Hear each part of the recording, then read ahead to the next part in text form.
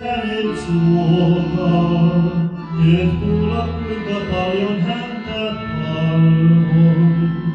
Vain häntä muistan, kun yöni yksin valvon.